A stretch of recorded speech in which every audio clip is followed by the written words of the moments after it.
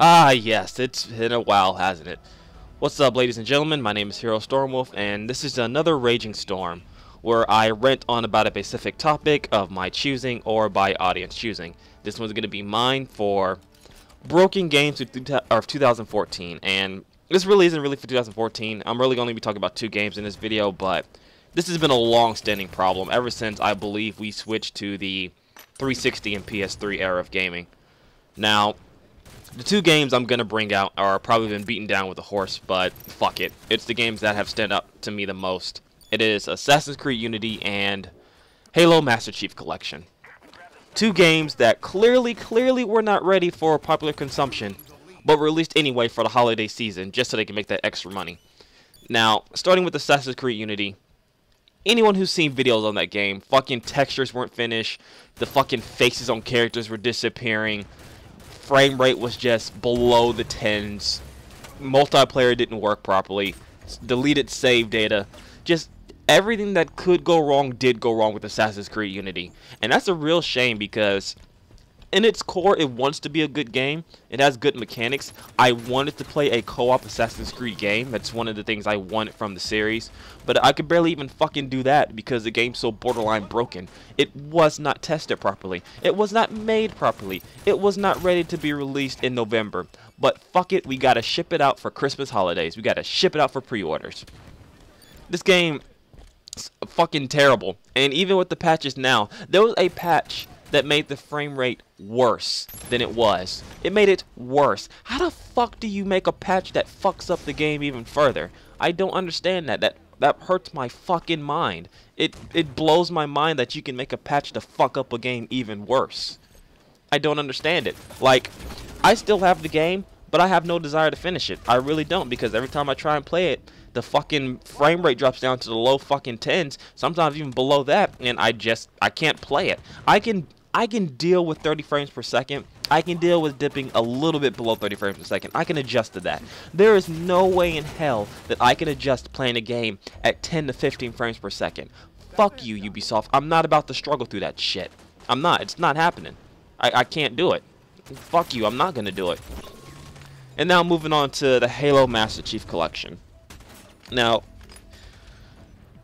I was excited for Halo. I like Halo as a shooter. I grew up playing Halo. I remember long nights of me and my brother playing the co-op together, playing, split-screen multiplayer on the original Xbox, just having fun, Then transitioned that to Halo 2. I didn't get to play much of it on the Xbox Live, but I played a little bit on PC, which, again, it struggled to work on fucking Windows Vista. I managed to get it to work, and it was glorious. And I actually did play a few LAN parties, too, of Halo 2. Transition to Halo 3, this is really where I got really big into Halo multiplayer. I played the shit out of that. I remember I've played countless nightly sessions of Halo 3 just with friends, just going around driving fucking Warhog, just destroying people. It was great. Halo 4, it's Halo 4. I'm hit and miss with that one. But, being able to relive those days of going back and playing those games online for $60, all 4 games online, which is an amazing deal. The concept of the Halo Master Chief Collection is a good deal. You get 4 games for the price of $60 with a full-fledged campaign and multiplayer. However, 343 Studios managed to fuck that up. Multiplayer. The only way that really I know a lot of people can play multiplayer is if they queue in by themselves. Very rarely can you go in with a party and play Halo. I've tried multiple times. I've tried to play with me and my brother and a couple of friends of mine. Can't get into a match. But if I log in by myself, oh, okay, well, here you go. You're by yourself. We'll throw you into a match. Big Team Slayer. I have to play by myself. I can't play with friends. I don't understand this concept. The concept of multiplayer is to play against other people with friends. Right? Like, that's when I think multiplayer, that's what I think. Going against other people with a squad of friends. Right? I mean, that's usually what comes to mind when it comes to multiplayer. Multiplayer to me is not queuing in by myself and going against fucking 15 random people. And I say 15 random people because half the team you're not going to know about. You're not going to really care about your team like that. You don't give a fuck about them. They're random fuckers. You don't care, right? So, I don't understand that concept of why I'm forced to play Halo by myself online. Like, it's mind-boggling to me. It's fucking ridiculous. It's fucking stupid, and I hate it. Like, I don't want to get rid of this game because, again, as a whole, I like the Halo series. Even Halo 4 with its problems, I like. But this game is fucking broken, and I'm tired. I'm sick and tired of wasting money on broken games. Like, I should know better by now. And you know what? In 2015, I'm no longer pre-ordering games. I'm not buying games day one. It's just not worth the fucking risk. The only game I will possibly buy on day one is the Phantom Pain, and even then, I'm gonna keep my eyes open on that game exclusively, extensively. I'm gonna keep my eyes open on the Phantom Pain because if that game comes up broken, I might just fucking be done. I'm sick and tired of buying broken games. I am. It's become a huge problem, and I've only mentioned these two games because they've been covered in the news, and these are more of the extensive games that have come out broken and are acknowledged as coming out broken. But there's been many games like that in this past year, and even before that. As I said, this trend of coming out with broken games or games with missing content and then just patching it in, this wasn't really started until the Xbox 360 and PS3 era.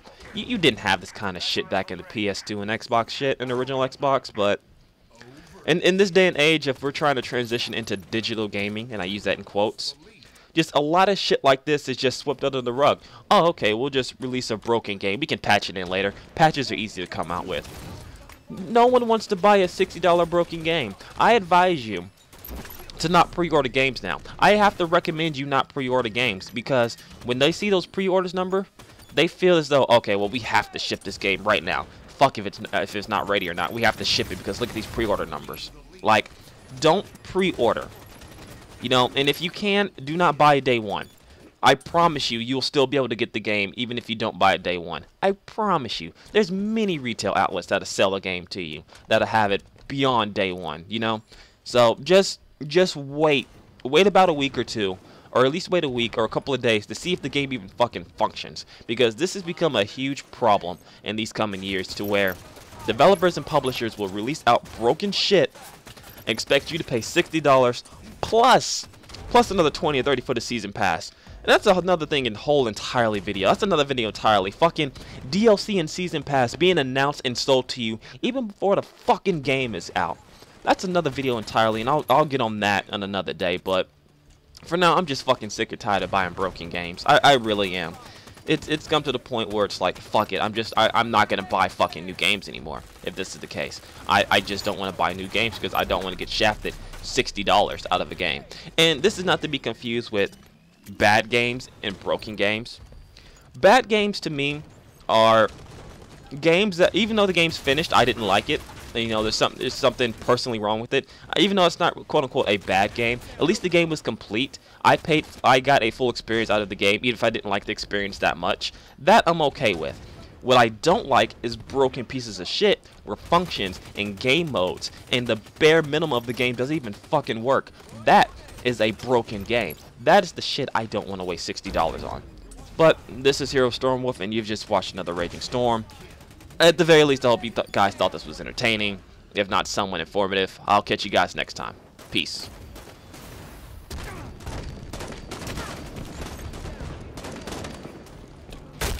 Sniper rifle 30. Power weapons at 30 seconds. Victory!